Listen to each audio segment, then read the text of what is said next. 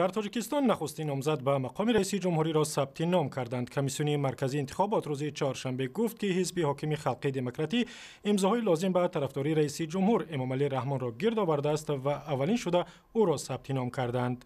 امامعلی رحمان سال تولدش 1952 رئیس حزب خلقی دموکراتی تاجیکستان، پرزیدنت جمهوری تاجیکستان همچون نامزد به منصب پرزیدنت جمهوری تاجیکستان به قید گرفته شود. همکاری ما شهلوی گلخواجه در نشست خبری کمیسیون حضور داشت و از او پرسیدم که آیا یگان امضای بعد طرفداری رئیس جمهور را به اعتبار اعلان کردند؟ گفته می شود به جانبداری امامعلی رحمان 222906 امضا جمع آوری شد که از آن 7 امضایش از اعتبار ساقط دانسته شده است.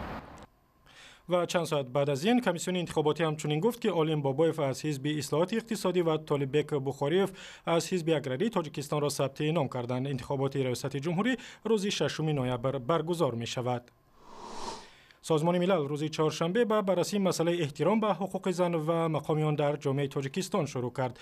در نشست کمیته محوی تبعیض زنان در سازمان ملل در شهر ژنو، سومنگل تقای و رئیس کمیته زنان گفت که حکومت برنامه‌های ویژه برای بالا بردن مقام زن و احترام حقوق آنها قبول کرده است و مثال آورد که حالا تعداد زنان در مقام‌های دولتی تقریبا به 5000 نفر رسیدند. По сравнению с 2008 годом в 2,5 раза увеличилось обеспечение постоянными рабочими местами женщин.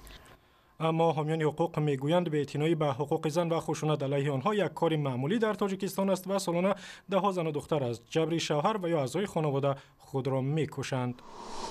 در شهر خوجند محاکمه پرسر و صدای 2 زندانی تاجیک ادامه یافت که آنها را به ایجاد خلل در نظام کاری زندان و شهادت بر دروغ متهم می‌کنند. دادستان‌ها می‌گویند که صدرالدین تاشف و سنت الله رضایف در یک نوار ویدیویی دروغ گفتند که پاسبان‌های زندان در دوشنبه آنها را بی‌رحمانه شکنجه کردند. نشر این نوار بحث زیادی را در مطبوعات تاجیکستان برانگیخت و روز چهارشنبه دادرسا بار اول به خبرنگاران تاجیک اجازه دادند که در محاکمه حضور داشته باشند.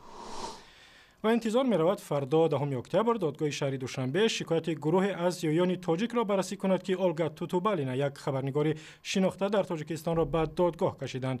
این زیایان میگویند که اولگا توتوبالینا خبرنگار هفته‌نامه مستقل آزیا پلوس در یک مقاله در حق تمام زیایان تاجیک توهین کرده است. اولگا توتوبالینا چند ماه پیش یک مقاله درباره زیایان تاجیکستان را زیایان نه مغز بلکه نجاست ملت نام گذاشت و خشم این طبقه در کشور را برانگیخت. و اخباری از این هم بیشتر در تارنامه رادیو آزادی در شبکه‌های اجتماعی به مثل فیسبوک، توییتر و یوتیوب و هم در زمینه تلفنی رادیوی آزادی.